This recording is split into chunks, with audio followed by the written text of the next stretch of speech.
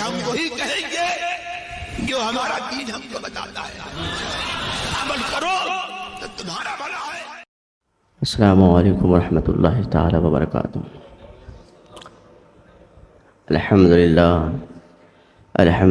رب العالمین والعاقبۃ للمتقین والصلاة والسلام علی رسول الکریم، اما بعد فاعوذ باللہ من الشیطان الرجیم، بسم اللہ الرحمن الرحیم۔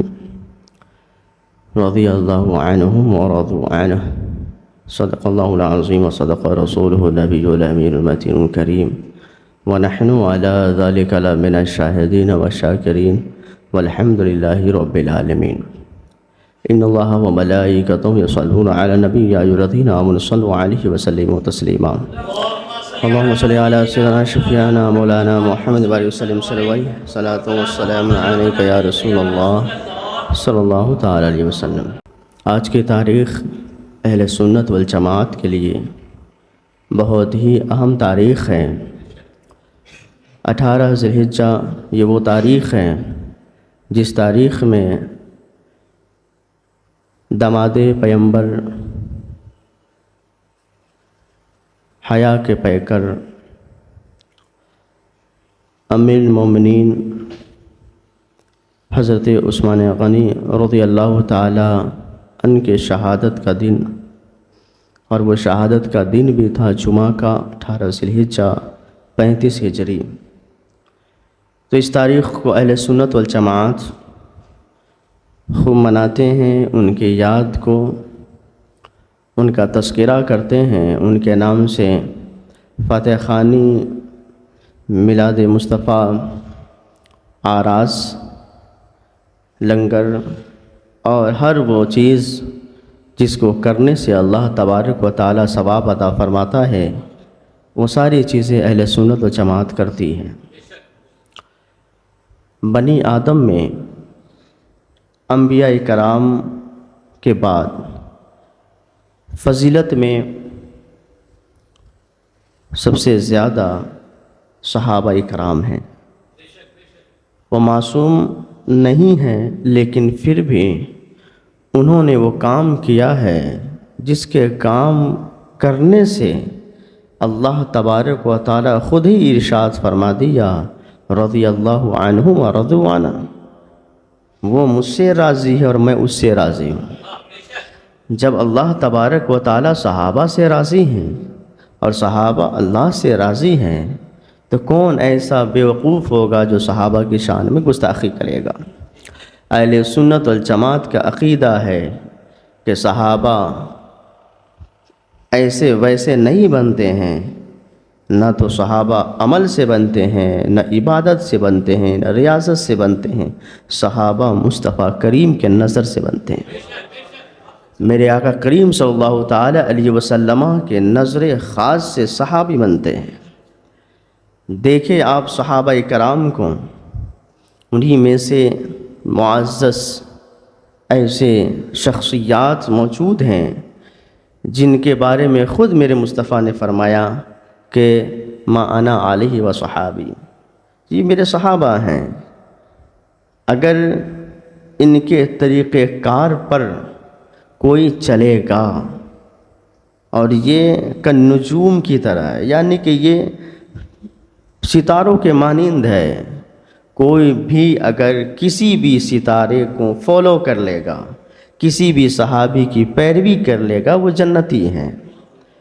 تو جس پر میں اور میرے صحابہ ہیں، اس پر جو چلے گا وہ یقیناً جنتی ہیں۔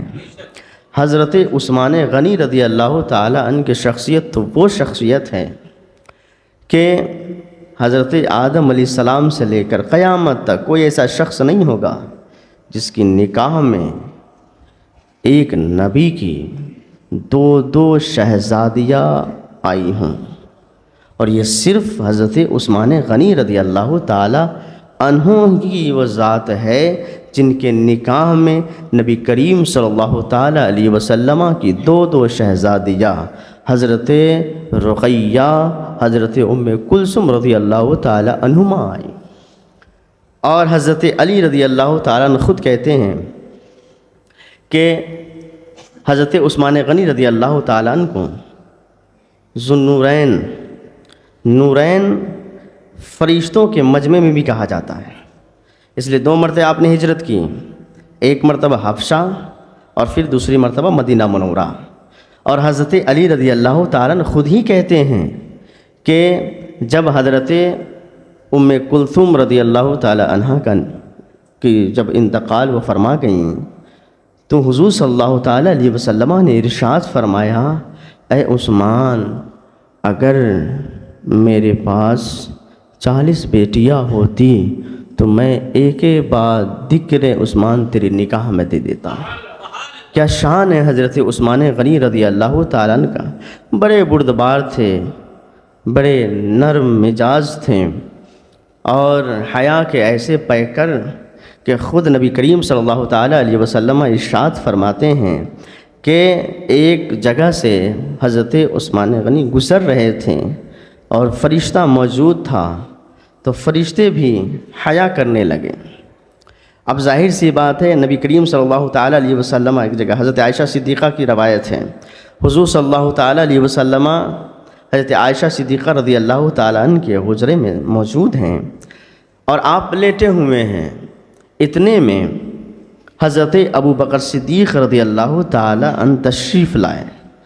حضور صلی اللہ تعالیٰ علیہ وسلم جیسے لیٹے تھے ویسا ہی لیٹے رہیں۔ حضرت ابو بکر صدیق آئیں، گفتگو ہوئی، پھر چلے گئے۔ اس کے بعد حضرت عمر فاروق رضی اللہ تعالیٰ عنہ تشریف لائیں۔ جب حضرت عمر فاروق رضی اللہ تعالیٰ عنہ تشریف لائیں تو نبی کریم صلی اللہ تعالیٰ علیہ وسلم ویسے ہی لیٹے رہیں جیسے کہ پہلے لیٹے تھے، اور حضرت عائشہ صدیقہ رضی اللہ تعالیٰ عنہ پردے میں چلی گئیں۔ پھر گفتگو ہوئی، حضرت عمر فاروق حجرے سے نکلے اور چلے گئے۔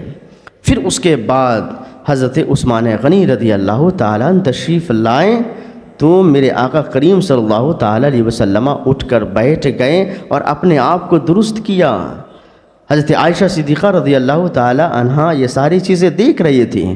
اس کے بعد جب حضرت عثمان غنی رضی اللہ تعالیٰ عنہ تشریف لے گئے تو حضرت عائشہ صدیقہ نے عرض کیا، یا رسول اللہ صلی اللہ تعالیٰ علیہ وسلم، جب میرے بابا حضرت ابو بکر صدیق آئیں تو آپ اسی طرح لیٹے رہیں، حضرت عمر فاروق جب آئیں تو اسی طرح لیٹے رہیں، لیکن حضرت عثمان آئیں تو آپ اٹھ کر بیٹھ گئے، اپنے آپ کو درست کرنے لگے۔ تو حضرت عثمان غنی نے کہا، حضرت عثمان غنی رضی اللہ تعالیٰ عنہ کے جانے کے بعد حضرت عائشہ صدیقہ نے جب عرض کی، نبی کریم صلی اللہ تعالیٰ علیہ وسلم نے ارشاد فرمایا، اے عائشہ، کیا میں اس سے حیا نہ کروں جس سے فرشتے حیا کرتے ہیں؟ جس سے فرشتے حیا کرتے ہیں میں اس سے حیا نہ کروں؟ حضرت عثمان غنی رضی اللہ تعالیٰ عنہ کی فراست اتنی مضبوط تھی کہ آپ کی مجلس میں ایک شخص بیٹھا تھا تو آپ نے ارشاد فرمایا، کچھ ایسے بھی شخص یہاں بیٹھے ہیں جن کی نگاہوں میں، جن کے نظر میں زنا کے آثار سمجھ میں آ رہا ہے، زنا کے آثار نظر آ رہے ہیں۔ ایک شخص، ایک بدبخت ایسا بھی شخص آ کر بیٹھ گیا تھا جو راستے سے جب جا رہا تھا، گزر رہا تھا، ادھر سے ایک خاتون گزری تو اس نے زنا کی نیت سے، غلط نیت سے بری نگاہ اس عورت پر ڈالی اور پھر حضرت عثمان غنی کی بارگاہ میں حاضر ہو گیا۔ تو حضرت عثمان غنی رضی اللہ تعالیٰ نے ایسی بات کہی کہ ایک شخص ایسا بھی بیٹھا ہے جس کی نگاہ میں زنا کے اثرات ہیں، تو وہ شخص کہتا ہے کہ کیا اب بھی وحی نازل ہونے لگے؟ نبی کریم صلی اللہ تعالیٰ علیہ وسلم کے بعد، یعنی وہ غصے سے کہنے لگا کہ حضور صلی اللہ تعالیٰ علیہ وسلم کے بعد ابھی بھی وحی نازل ہونے لگا کہ لوگوں کو سمجھ میں آ جا رہا ہے کہ کون کیسے آیا ہے؟ تو حضرت عثمان غنی نے کہا، سنو، وحی بند ہے لیکن اللہ نے مومن کی نظر میں وہ نور عطا فرمایا ہے کہ اس نور سے وہ دیکھ لیا کرتا ہے۔ اور حضرت عثمان غنی رضی اللہ تعالیٰ عنہ کی آنکھوں میں وہ نور تھے جس نور سے حضرت عثمان غنی دیکھ لیتے تھے، پہچان لیتے تھے، کسی کے نظر میں دیکھ لیتے، کسی کی آنکھوں میں دیکھ لیتے تو حضرت عثمان غنی بتا دیتے کہ ان کی آنکھوں میں کیا اثر ہے۔ یہ حضرت عثمان غنی رضی اللہ تعالیٰ عنہ ہیں۔ آپ خطبہ ارشاد فرما رہے تھے، ایک شخص آیا جہجہ نامی، اور آپ صلی اللہ تعالیٰ علیہ آپ حضرت عثمان غنی رضی اللہ تعالیٰ عنہ سے اس قدر وہ بغض رکھتا تھا، اس قدر وہ حسد رکھتا تھا کہ جب وہ آیا اور آنے کے بعد آپ ممبر پر ہیں، آپ سے عصا کو چھین لیا اور اپنے جانگ پر یعنی زانو پر مار کر اسے توڑ دیا اور اس کے بعد چلا گیا۔ حضرت عثمان غنی رضی اللہ تعالیٰ نے اف تک نہیں کہا، کچھ بھی نہیں کہا۔ حضرت عثمان غنی نے اگر حضرت عثمان غنی چاہتے تو کچھ بھی بول دیتے اور وہاں پہ جو موجود ہوتے اسے مرمت کر دی جاتی، لیکن حضرت عثمان غنی نے کچھ بھی نہیں کہا۔ پھر کیا ہوا؟ حضرت عثمان غنی نے تو برداشت کیا، لیکن اللہ تبارک و تعالی وہ ہے جب کسی کو پکڑتا ہے تو چھوڑتا نہیں ہے۔ یاد رکھیں، جتنی بھی ڈھیل رب دیتا رہتا ہے، لیکن جب پکڑتا ہے تو پھر کسی کے پکڑ میں نہیں آتا۔ وہ شخص جہجہ نامی شخص کینسر کا مریض ہوا، اس کے ہاتھ میں کینسر، اس کے پاؤں میں کینسر، اور اسی سال وہ مر گیا۔ حضرت عثمان غنی رضی اللہ تعالیٰ سے بغض رکھنے والا بھی تباہ و برباد ہو گیا۔ حضرت عثمان غنی رضی اللہ تعالیٰ وہ ہیں، حضرت علی خود فرماتے ہیں کہ حضرت عثمان وہ ہیں کہ اس دور میں، یعنی اپنے دور کے بارے میں کہہ رہے ہیں کہ اس دور میں کوئی ایسا نہ تھا جو حضرت عثمان سے زیادہ مالدار تھا، اور کوئی ایسا شخص بھی نہ تھا جو حضرت عثمان غنی سے زیادہ اللہ کے راہ میں خرچ کیا کرتا۔ حضرت عثمان غنی رضی اللہ تعالیٰ اللہ کی راہ میں بڑے خرچ کیا کرتے۔ نبی کریم صلی اللہ تعالیٰ علیہ وسلم جب مکہ مکرمہ سے ہجرت کر مدینہ منورہ تشریف لے گئے تو اس وقت مسلمانوں کو پانی کے لیے بڑی پریشانی ہوتی تھی، میٹھا پانی نہیں ملتا تھا، پریشان ہو جاتے تھے۔ ایک یہودی کا ایک کنواں تھا، جس کنواں میں وہ یہودی پانی جمع کر رکھتا اور پھر وہ بیچا کرتا۔ حضرت عثمان غنی رضی اللہ تعالیٰ تک خبر پہنچی، نبی پاک صلی اللہ تعالیٰ علیہ وسلم یہ ارادہ رکھتے تھے کوئی ایسا شخص ہو جو اس کنواں کو خرید لے، جس کو بیر روما کہا جاتا ہے، اس بیر روما کو خرید لے، اس کنواں کو خرید لے اور مسلمانوں کے لیے وقف کر دے تاکہ مسلمان اس سے فائدہ اٹھا سکے۔ حضرت عثمان غنی رضی اللہ تعالیٰ عنہ تک یہ خبر جب پہنچی، حضرت عثمان وہاں پہنچے اور پہنچنے کے بعد اس یہودی سے کہا کہ اس کنواں کو مجھے دے دو، آپ مجھ سے بیچ دو، آپ سے یہ کنواں میں خریدنا چاہتا ہوں۔ حضرت عثمان غنی نے جب یہ کہا تو اس نے کہا ٹھیک ہے، اگر آپ خریدنا چاہتے ہیں تو میں پورا کنواں آپ کو بیچوں گا نہیں، بلکہ 12,000 درہم میں لوں گا اور آدھا کنواں آپ کو دوں گا۔ آدھا کنواں سے مطلب کیا ہے؟ ایک روز آپ پانی بھریں گے، ایک روز میں پانی بھروں گا، یعنی کہ ایک روز آپ کے لیے رہے گا، ایک روز میرے لیے رہے گا۔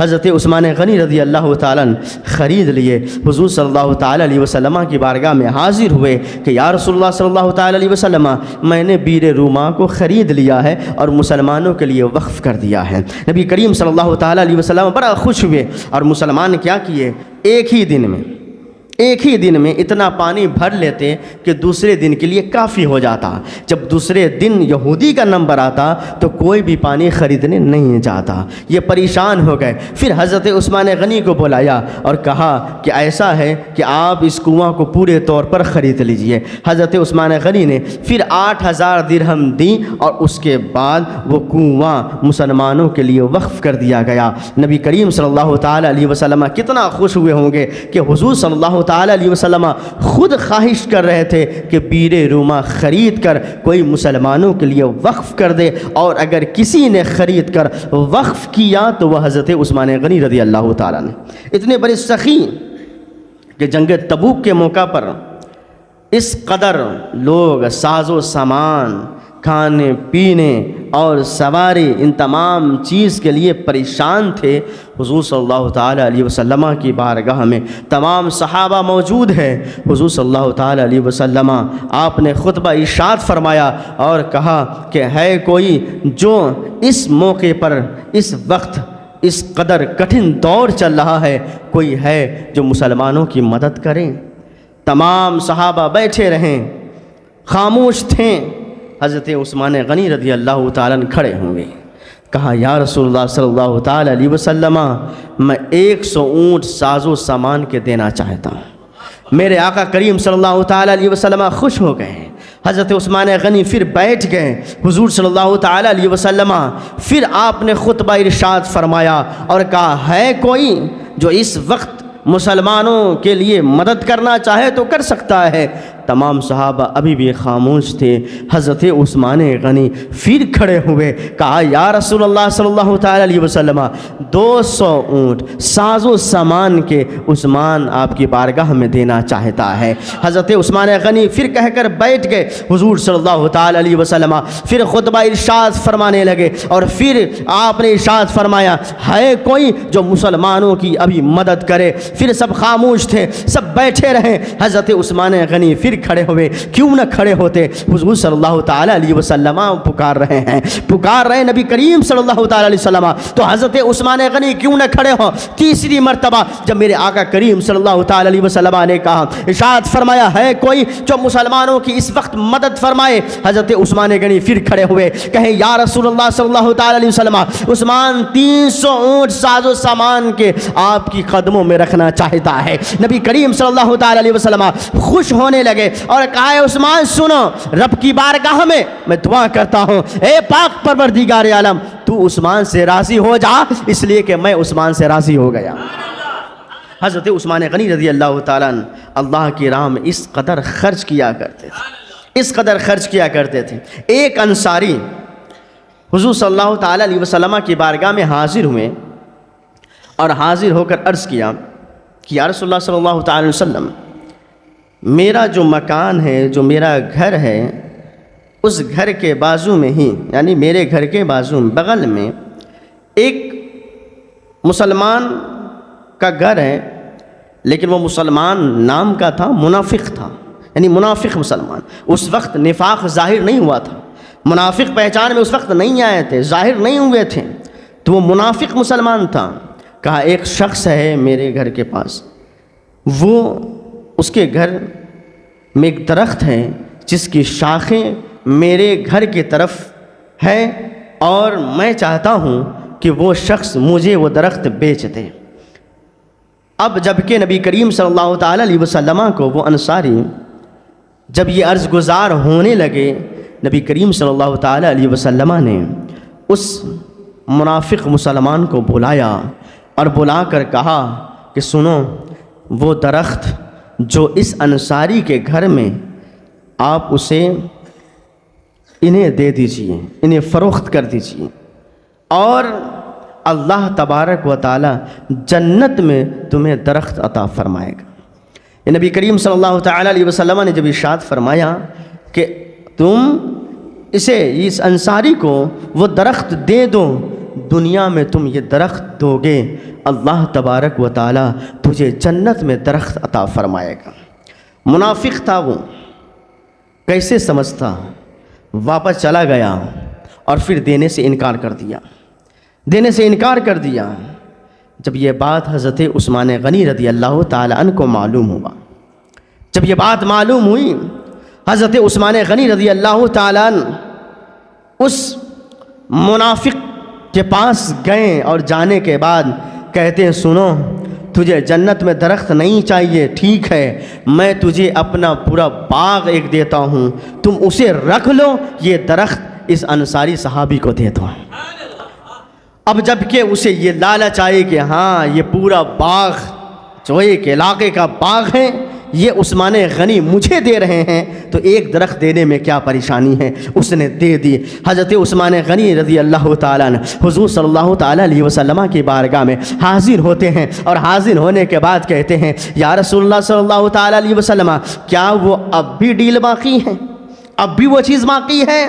کہا کیا؟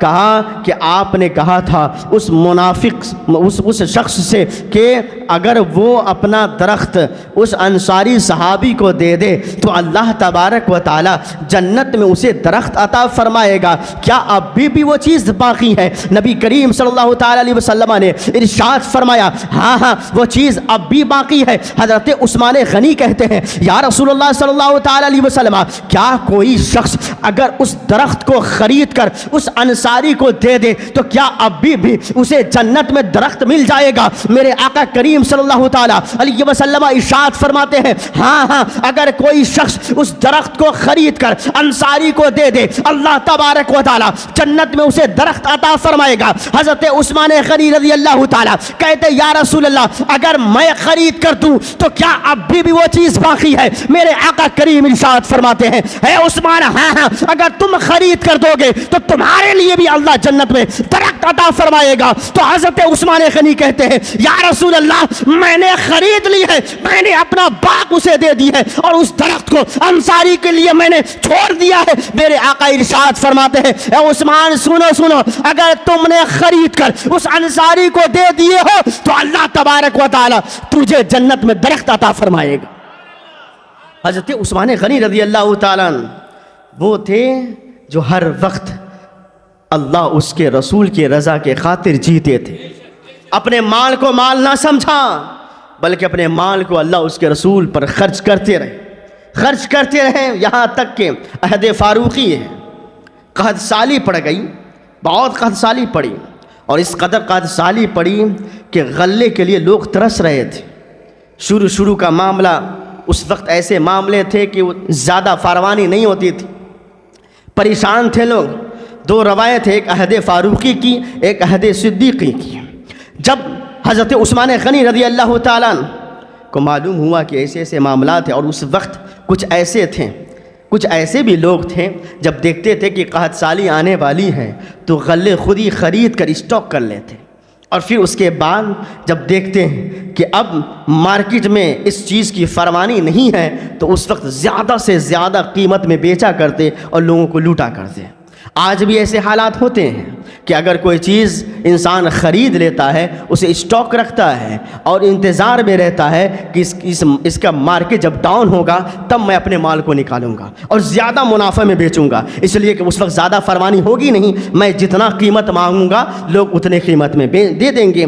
تو حضرت عثمان غنی رضی اللہ تعالیٰ بھی اسی دور میں تھے اور سخاوت کے ایسے پیکر تھے۔ جانتے ہیں کچھ لوگوں کی یہ حالات تھے، لیکن 40 اونٹوں پر غلے جو دوسرے ملک سے آ رہے تھے حضرت عثمان غنی رضی اللہ تعالیٰ ان روسا سے پہلے، ان امیروں سے پہلے ہی چلے گئے اور اپنے خزانے سے اس 40 اونٹوں پر جو غلے تھے، ساز و سامان تھے، کھانے پینے کی اشیاء تھے، اسے خرید لیا پہلے ہی خرید کر اسے مدینہ میں لے کر آیا گیا۔ جیسے لے کر آیا گیا اب جو روسا تھے، بڑے بڑے امیر تھے، وہ کہنے لگے کہ اے عثمان آپ مجھ سے تجارت کر لیجئے، آپ اپنے مال کو مجھ سے بیچ دیجئے۔ وہ اس لیے خرید رہے تھے تاکہ میں پھر اس کو اسٹاک کروں اور پھر جب وہ فاروانی مال کا نہ ہو تو پھر میں اس وقت نکالوں اور زیادہ منافع میں بیچوں۔ حضرت عثمان غنی رضی اللہ تعالیٰ نے کہا کہ مجھ سے تجارت تم نہیں کر پاؤ گے۔ کہا کیوں نہیں کر پاؤں گا؟ میں تجھے زیادہ سے زیادہ مال دوں گا، میں زیادہ سے زیادہ آپ کو پیسے دوں گا، آپ اسے دے دیجئے مجھے۔ حضرت عثمان غنی رضی اللہ تعالیٰ نے کہا کتنا آپ دیں گے؟ کہا میں 2 گنا آپ کو دوں گا، جتنا میں آپ خریدے ہیں اس کا ڈبل آپ کو پیسے دوں گا، آپ مجھ سے بیچ دیجئے۔ کیونکہ اس کے نیت میں کھوٹ تھی، وہ جانتا تھا میں 2 گنا مال میں لوں گا، اسے رکھوں گا اور بعد میں 4 گنا 5 گنا کے حساب سے میں بیچنا شروع کر دوں گا۔ حضرت عثمان غنی رضی اللہ تعالیٰ کہتے نہیں تم اس کی قیمت نہیں دے سکتے، میں 2 گنا نہیں بیچوں گا۔ کہا 4 گنا تجھے دیتا ہوں۔ کہا نہیں میں نہیں بیچوں گا۔ حضرت عثمان غنی رضی اللہ تعالیٰ جب کہنے لگے میں نہیں بیچوں گا تو ان تاجروں نے کہنا شروع کر دیا کہ اے عثمان تو بتاؤ تو صحیح تم کتنے گنا میں بیچو گے؟ تو حضرت عثمان غنی نے ارشاد فرمایا سنو میں اپنے مال کو 10 گنا میں بیچوں گا، 10 گنا مال لوں گا۔ اب یہ تاجر پریشان ہو گئے، کہا ایسا کیسے ہو سکتا ہے؟ 10 گنا کوئی نہیں دے سکتا۔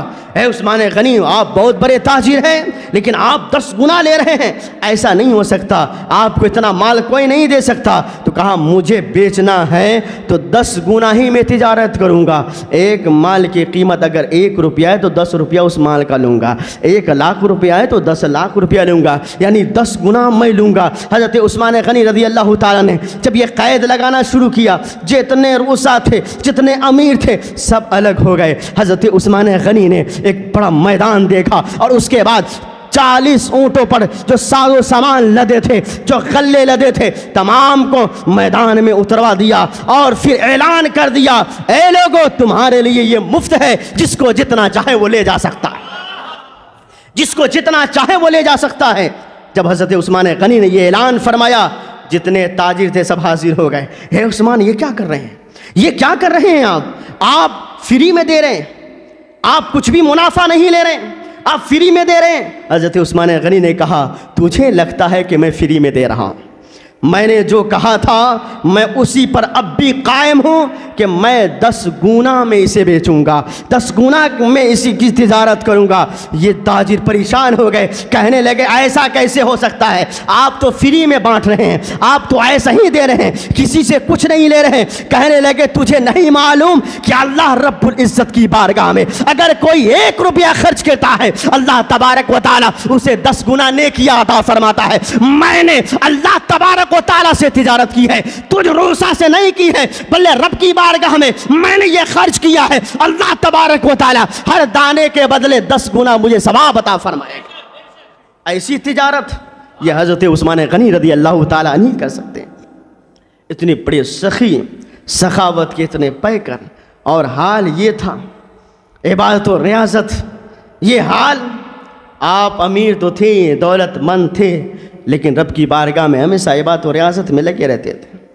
حضرت امیر خسرو نے کہا کہ میرے پیر و مرشد سرکار نظام الدین اولیاء نے ہمیشہ یہ بات کہتے رہتے، اور وہ یہ کہ حضرت عثمان غنی رضی اللہ تعالیٰ عنہ بہت دولت مند تھے، بہت ثروت والے تھے، رب کی راہ میں خوب خرچ کیا کرتے تھے، لیکن ایک مرتبہ حضور صلی اللہ تعالیٰ علیہ وسلم کی بارگاہ میں حاضر ہو گئے، اور حاضر ہو کر کہتے ہیں یا رسول اللہ صلی اللہ تعالیٰ علیہ وسلم، رب کی بارگاہ میں آپ دعا کیجیے کہ اللہ تبارک و تعالیٰ مجھے زیادہ مال نہ دے۔ یہ کون ہو سکتا ہے؟ یہ عثمان غنی ہو سکتے ہیں۔ ہمارا حال یہ ہے کہ ہم اگر لکھ پتی ہیں تو کروڑ پتی کے بارے میں سوچتے ہیں، اگر کروڑ پتی ہیں تو ارب پتی سوچتے ہیں، خربوں کے بارے میں سوچتے ہیں، یعنی کہ ہماری ہمیشہ مشغلہ یہی ہو کہ بس پیسہ پیسہ پیسہ، ہستی ہستی ہستی، مکان مکان مکان، یہی ہم سوچتے ہیں۔ چاہے ہماری عبادت رہ جائیں، چاہے نمازیں نہ پڑھیں لیکن دولت آتی رہے، چاہے روزہ نہ رکھے دولت آتی رہے، چاہے زکوٰۃ نہ دے دولت آتی رہے، چاہے لوگوں کا حق مارتے رہے دولت آتی رہے، چاہے کسی کے خون کو چوستے رہے دولت آتی رہے، ہم یہ سوچتے ہیں۔ لیکن یاد رکھو حضرت عثمان غنی رضی اللہ تعالیٰ عنہ وہ حضرت عثمان غنی ہیں کہ آپ اتنے بڑے امیر ہیں، اتنے بڑے دولت مند ہیں، اللہ رب العزت کی بارگاہ میں خوب خرچ کیا کرتے، خوب خرچ کیا کرتے، اس کے باوجود بھی اللہ کے رسول کی بارگاہ میں حاضر ہو کے کہتے ہیں یا رسول اللہ صلی اللہ تعالیٰ علیہ وسلم میرے لیے دعا فرما دیجئے کہ اللہ تبارک و تعالیٰ مجھے زیادہ دولت نہ دے۔ اتنا کہنا تھا، میرے آقا کریم صلی اللہ تعالیٰ علیہ وسلم ارشاد فرماتے ہیں اے عثمان ایسا کیوں کہتے ہو کہ اللہ تبارک و تعالیٰ تجھے دولت زیادہ نہ دے؟ حضرت عثمان غنی کہتے ہیں یا رسول اللہ میں چاہتا ہوں مجھے اب زیادہ دولت نہ ملے تاکہ میں اللہ اس کے رسول کو راضی کرتا رہوں، تاکہ میں خوب عبادت و ریاست میں لگا رہوں۔ اتنا کہنا تھا، نبی کریم صلی اللہ تعالیٰ علیہ وسلم نے اپنے ہاتھ کو آسمان کی طرف اٹھایا ہی تھا، اپنے ہاتھ کو بلند کیا ہی تھا، اور آپ اپنی زبان سے یہ ادا کرنے والے ہی تھے کہ حضرت جبریل آ گئے۔ آنے کے بعد کہتے یا رسول اللہ صلی اللہ تعالیٰ علیہ وسلم حضرت عثمان غنی کے لیے یہ دعا نہ فرمائیے، یہ دعا نہ فرمائیے۔ اتنا کہنا تھا، میرے آقا کریم صلی اللہ تعالیٰ علیہ وسلم کہتے ہیں جبریل وجہ کیا ہے؟ کہا اس لیے کہ اللہ تبارک و تعالیٰ خود چاہتا ہے کہ عثمان غنی کو خوب دیا کرے، خوب دیا کرے میرے آقا کریم صلی اللہ تعالیٰ علیہ وسلم مسکرانے لگتے ہیں۔ حضرت عثمان غنی کہتے ہیں یا رسول اللہ صلی اللہ تعالیٰ علیہ وسلم میں نے کہا ہے میرے لیے دعا فرمائیے، لیکن آپ دعا نہیں فرما رہے بلکہ مسکرا رہے ہیں۔ میرے آقا کریم صلی اللہ تعالیٰ علیہ وسلم ارشاد فرماتے ہیں یا عثمان مسکراؤں نہ تو کیا کروں، اس لیے کہ میں دعا کرنے والا تھا کہ پاک پروردگار عالم۔ عثمان غنی کو اب زیادہ ماننا چاہیے، لیکن حضرت جبریل آ گئے اور جبریل امین آ کر کہتے ہیں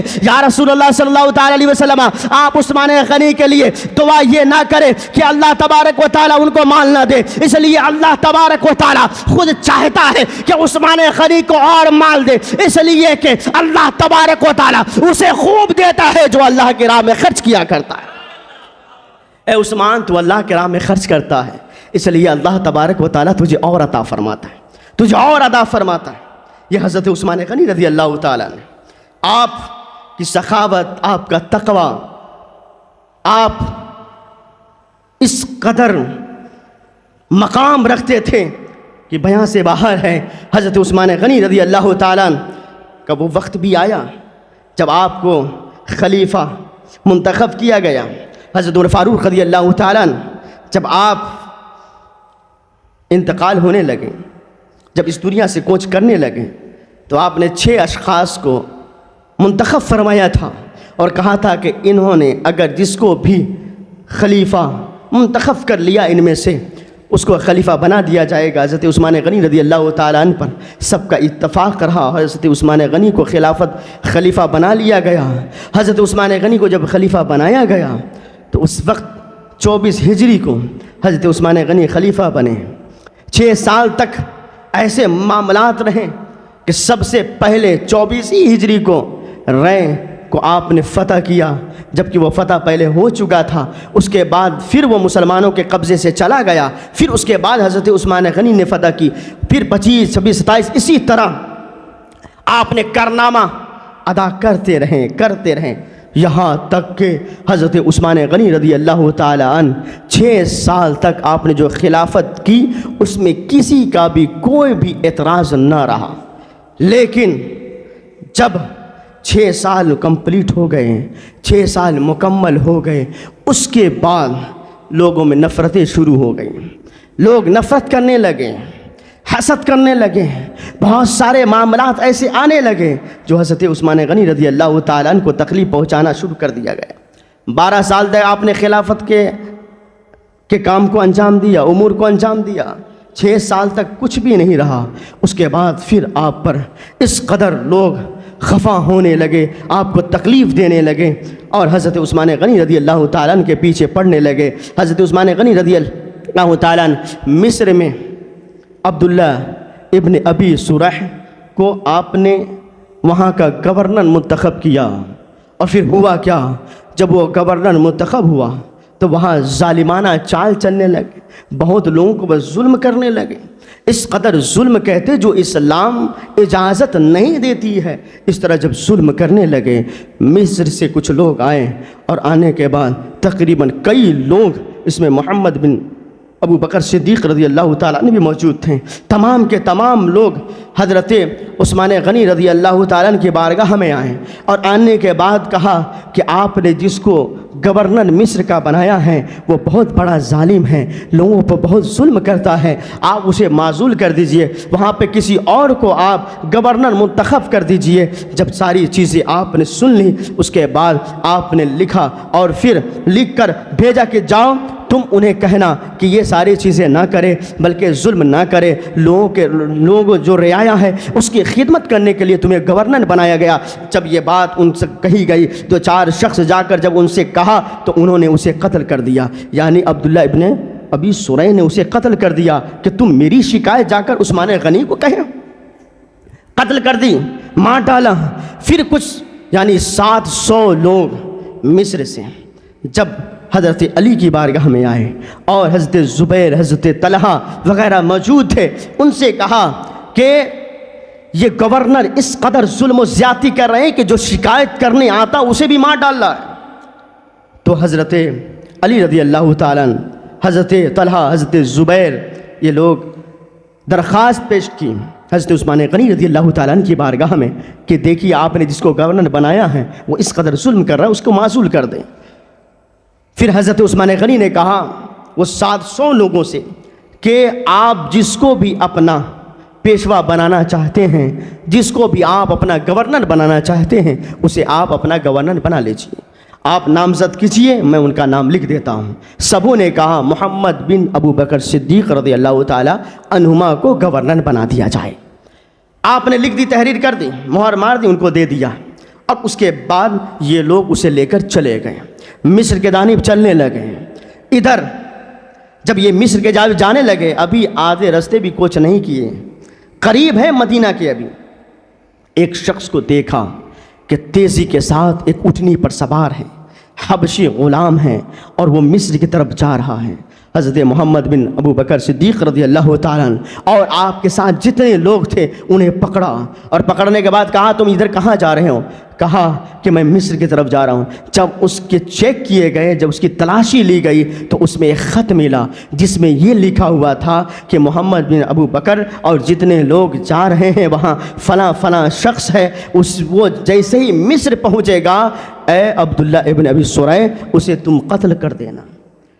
اب بتائیے محمد بن ابو بکر صدیق رضی اللہ تعالی عنہما اور آپ کے ساتھ جتنے لوگ تھے سب کے سب پریشان ضرور ہو جائیں گے کہ ابھی مجھے خط دیا گیا کہ میں گورنر بن جاؤں اور ابھی ہم مصر پہنچے بھی نہیں، دوسرا غلام جا رہا ہے اور اس کے ہاتھ میں خط ہے کہ میں پہنچوں تو میرا قتل کر دیا جائے۔ ان کو لے کر حضرت علی، حضرت طلحہ، حضرت زبیر رضی اللہ تعالیٰ عنہ اجمعین کی بارگاہ میں لے کر آیا گیا اور پھر اس خط کو دیکھا گیا۔ پھر اس کے بعد یہ لوگ پہنچے حضرت عثمان غنی کی بارگاہ میں۔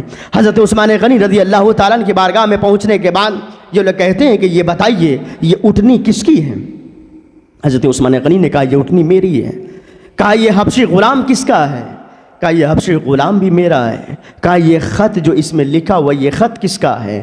اتنا کہنا حضرت عثمان غنی کہتے ہیں یہ خط میرا نہیں ہے، یہ سچ ہے، یہ غلام میرا ہے، یہ اونٹنی میری ہے، لیکن یہ خط میرا نہیں ہے۔ اتنے میں کہا اس پر جو مہر لگی ہے وہ مہر کس کی ہے؟ حضرت عثمان غنی نے کہا یہ مہر بھی میری ہے، یہ مہر بھی میری ہے۔ حضرت علی رضی اللہ تعالیٰ عنہ کہنے لگے کہ اونٹنی آپ کی ہے، غلام آپ کا ہے، مہر بھی آپ کی ہے، لیکن جو خط ہے وہ آپ کا نہیں ہے، یہ کس کا ہے؟ اتنا کہنا تھا حضرت عثمان غنی نے قسم کھائی رب کی بارگاہ میں قسم کھا کر کرتا ہوں، اللہ رب العزت کی قسم کھا کر کہی کہ یہ سچ ہے کہ یہ اونٹنی میری ہے، غلام میرا ہے، یہ مہر بھی میری ہے، لیکن یہ خط میں نے نہیں لکھا ہے۔ جب حضرت عثمان غنی قسم کھا رہے ہیں تو بتائیے کون نہیں مانے گا؟ حضرت علی نہیں مانیں گے، حضرت طلحہ نہیں مانیں گے، حضرت زبیر نہیں مانیں گے، بالکل مان لیں گے۔ آپ جان لیے کہ یقیناً حضرت عثمان غنی رضی اللہ تعالیٰ پاک ہے، ان سب چیزوں سے پاک ہے، اور سب کے سب چلے آئیں۔ اور پھر انہوں نے کہا کہ سنو حضرت عثمان غنی تو اس معاملے سے پاک ہے، لیکن آپ کا جو منشی ہے مروان، انہوں نے ہی خط لکھ کر اس پر مہر ضبط کی ہے، اس لیے حضرت عثمان غنی رضی اللہ تعالی عنہ کے جو مہر ہے وہ مروان کے پاس رہتا۔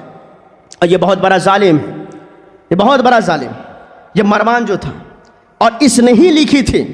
اب سب کے سب آ کر حضرت عثمان غنی رضی اللہ تعالیٰ عنہ کی بارگاہ میں آ کر کہا کہ آپ مروان کو ہمارے حوالے کر دیجئے کہ ہمیں معلوم ہوتا ہے کہ اس نے لکھی ہے۔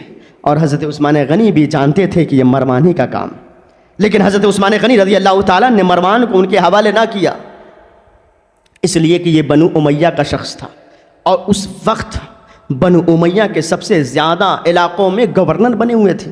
حضرت عثمان غنی چاہتے تھے کہ میں اسے نہ دوں، اگر میں اس کو دے دوں گا تو لوگ اسے قتل کر دیں گے، جب لوگ قتل کر دیں گے تو پھر مسلمانوں میں ایک دوسرے سے تلواریں چلنے شروع ہو جائیں گی، بہت ساری خونریزیاں ہوگی، مسلمان خود ہی ایک دوسرے سے مرنے لگیں گے۔ اس لیے حضرت عثمان غنی نے حضرت عثمان غنی مروان کو نہ دیا، مروان کو نہ دیا، اور یہی وجہ تھی محمد بن ابو بکر صدیق رضی اللہ تعالیٰ یہ سب کے سب مصر گئے، اور وہاں سے 700 لوگ آئے تھے، اور آنے کے بعد کہا یا تو مروان کو دے، مروان کو دے دیں۔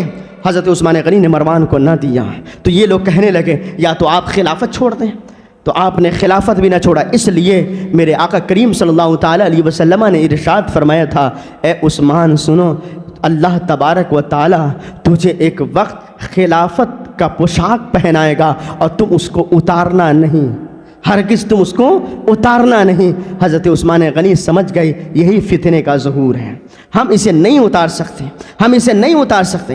نبی کریم صلی اللہ تعالیٰ علیہ وسلم نے یہ بھی ارشاد فرمایا تھا, جبکہ ایک چادر پوش حضور صلی اللہ تعالیٰ علیہ وسلم کے پاس سے گزرے تو نبی کریم صلی اللہ تعالیٰ علیہ وسلم نے ارشاد فرمایا, یہ جو چادر پوش ہے نا, چہرے پر نقاب ڈال کر جو جا رہے ہیں نا, چادر ڈال کر جا رہے ہیں نا, ایک وقت آئے گا یہ حق پر ہوگا. لوگوں نے جب پتہ کیا تو وہ عثمان غنی رضی اللہ تعالیٰ عنہ تھے. تو حضرت عثمان غنی کو معلوم ہے کہ میں حق پر ہوں, میں حق پر ہوں, اور میں یہ جو اللہ تبارک و تعالیٰ نے خلافت کے جو پوشاک پہنائے ہیں, میرے آقا نے خود ہی کہا ہے اتارنا نہیں, تو میں اسے اتار بھی نہیں سکتا. پھر اس کے بعد حضرت عثمان غنی رضی اللہ تعالیٰ گھر کے اندر ہے, لوگوں نے کہنا شروع کر دیا یا تو آپ خلافت چھوڑ دیجئے یا مدینہ منورہ کو چھوڑ کر چلے جائیے. حضرت عثمان غنی کہنے لگے نہیں, نہ تو میں خلافت کو اتاروں گا, نہ تو خلافت کے پوشاک کو اتاروں گا, نہ مدینہ منورہ چھوڑ کر جاؤں گا, اس لیے کہ اگر مجھے مرنا ہے تو اسی مدینہ منورہ میں مرنا ہے, اگر مجھے دفن کرنی ہونی ہے تو اسی جنت البقیع میں دفن ہونا ہے. اور جنت البقیع میں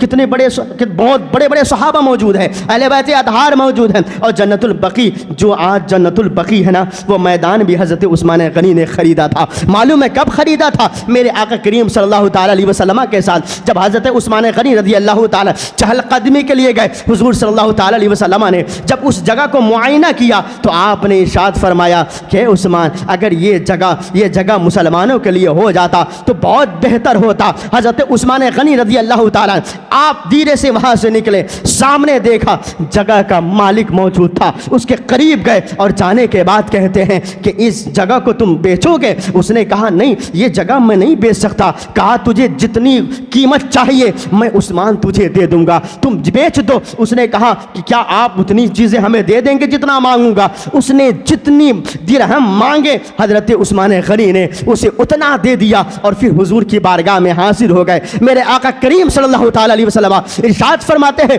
عثمان کہاں چلے گئے تھے؟ تو حضرت عثمان غنی نے کہا تھا یا رسول اللہ صلی اللہ تعالیٰ علیہ وسلم, آپ نے خواہش کی تھی یہ جگہ مسلمانوں کے لیے ہو جائے تو میں اسی جگہ کو خریدنے گیا تھا, آپ کی خواہش کی تکمیل کرنے گیا تھا. میرے آقا کریم صلی اللہ تعالیٰ علیہ وسلم جس چیز کے لیے خواہش ظاہر فرماتے, چاہے وہ بیر روما ہو, کیسے خواہش ظاہر کی حضرت عثمان غنی نے خرید لیا. چاہے وہ تبوک کا معاملہ ہو, جنگ تبوک کا معاملہ ہو, 600 اونٹ ساز و سامان کے حضرت عثمان غنی نے حضور صلی اللہ تعالیٰ علیہ وسلم کے قدموں میں نچھاور کر دیا. چاہے وہ منافق مسلمان سے درخت خرید کر میرے عثمان غنی نے میرے آقا کریم صلی اللہ تعالیٰ علیہ وسلم کو ظاہر فرما کر کہا کیا جنت میں مجھے وہ درخت مل سکتے ہیں؟ اسے بھی آپ نے جنت میں خرید لیا. حضرت عثمان غنی رضی اللہ تعالیٰ نے جنت البقیع جیسی جگہ کی جب خواہش میرے مصطفیٰ نے کی, اسے بھی خرید کر میرے مصطفیٰ کے قدموں میں ڈال دیا. جنت البقیع میں آج جتنے دفن ہو رہے یاد رکھیے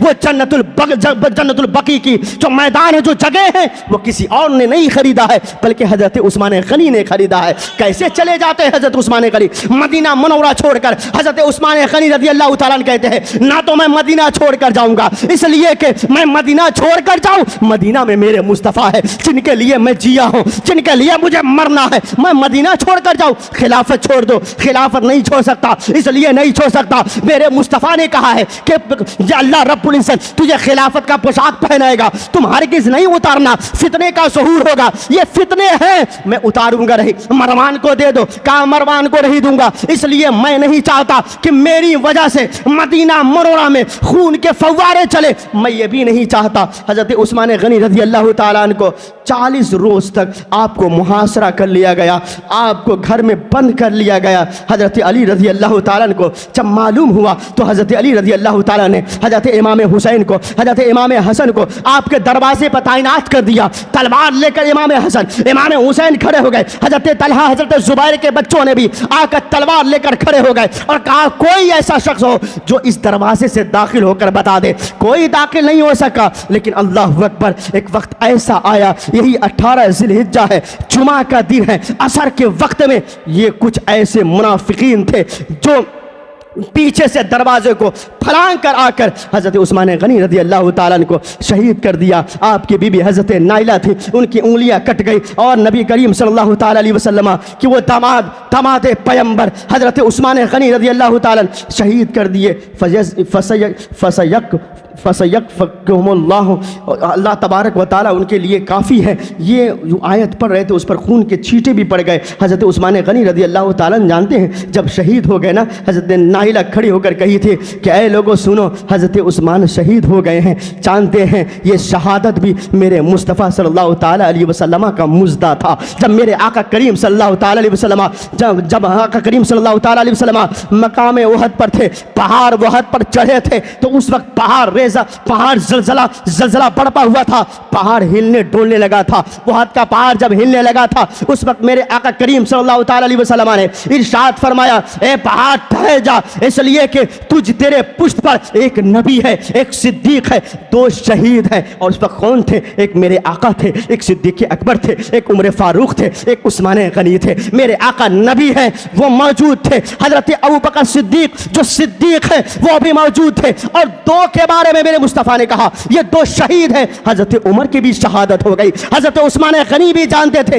میری بھی شہادت ہو گئی. حضرت عثمان غنی رضی اللہ تعالیٰ خود کہتے ہیں کہ شہادت کے ہی دن میں جب غشی طاری ہوئی, میں سو گیا, خواب میں حضرت ابوبکر صدیق کو دیکھا, حضرت عمر فاروق کو دیکھا, اور یہ دونوں مجھے کہتے ہیں عثمان تیرا انتظار ہے, تو بھی چلا آ. تو مجھے معلوم تھا میں آج کے دن شہید کیا جاؤں گا. مجھے غم اس کا نہیں ہے کہ میں شہید کر دیا جاؤں گا, لیکن مجھے اس کی خوشی ہے کہ میں عمر سے جا کر مل جاؤں گا, میں صدیق سے جا کر مل جاؤں گا, اور میں ان سے جا کر ملوں گا جسے کائنات کا تاجدار کہا جاتا ہے.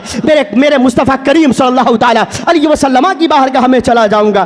شہید ہو گئے. جانتے ہیں آج ہی کے دن یعنی 18 ذی الحجہ جمعہ اور عصر کے وقت حضرت عثمان غنی رضی اللہ تعالیٰ شہید ہو گئے. لیکن آج ہی 18 کی جو تاریخ ہے 18 ذی الحجہ, کچھ ایسے بھی شیعہ ہیں, روافظ ہیں جو حضرت عثمان غنی کی شہادت پر خوشیاں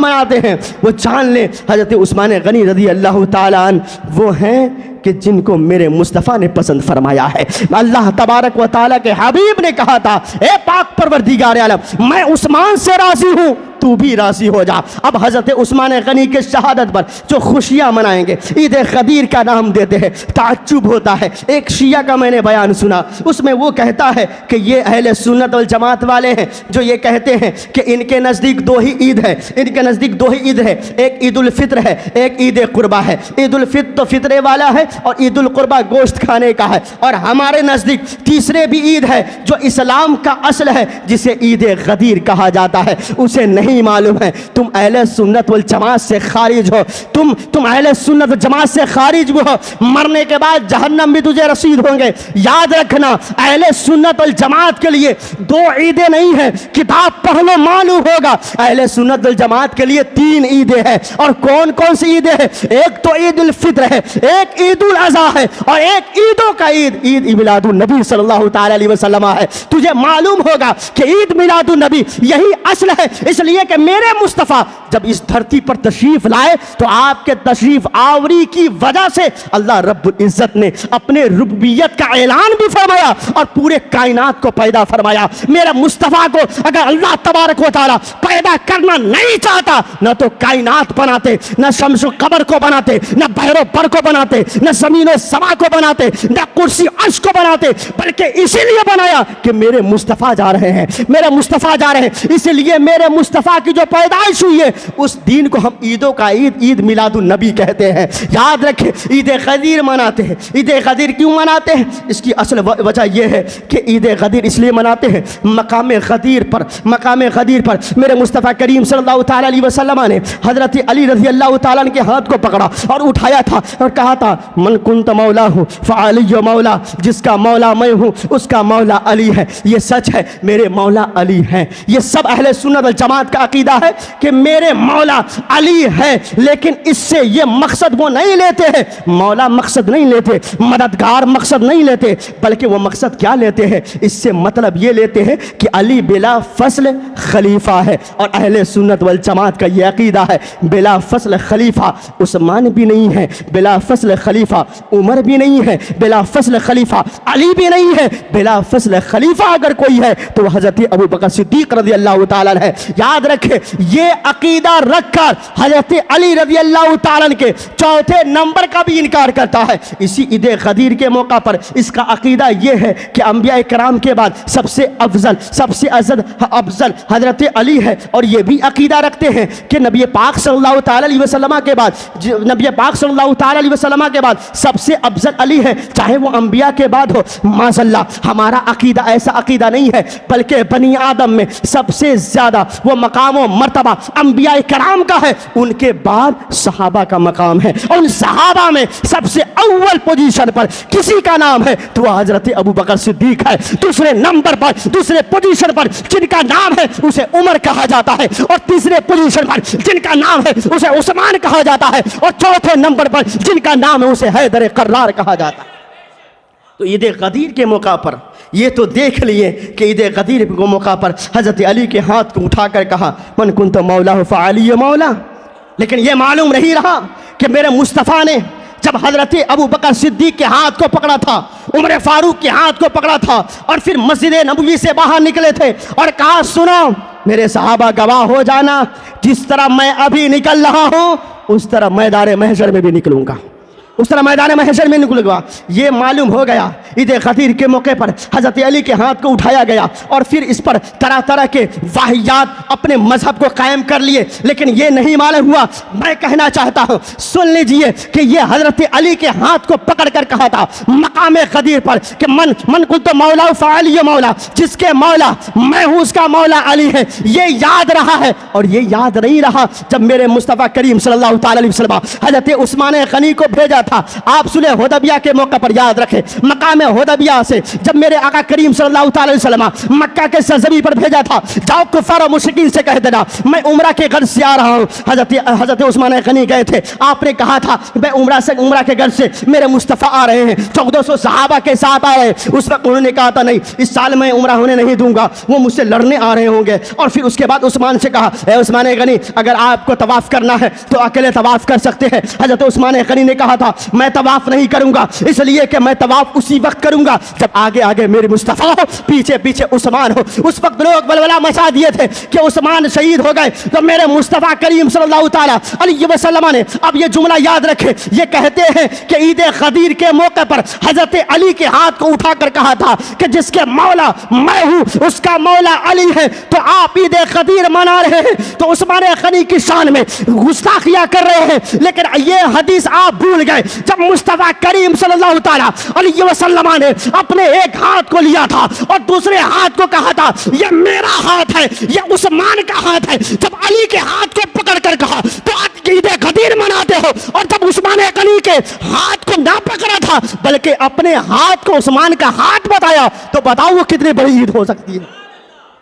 تم عید غدیر مناؤ تو اب کہو عید عثمان بھی مناؤ، عید صدیق بھی مناؤ، عید عمر بھی مناؤ، نہیں، ہمارے لیے یہ سب بزرگ ہیں، یہ سب کی عظمت مقام بہت بلند ہے، لیکن ہمارے نزدیک صرف 3 عید ہے۔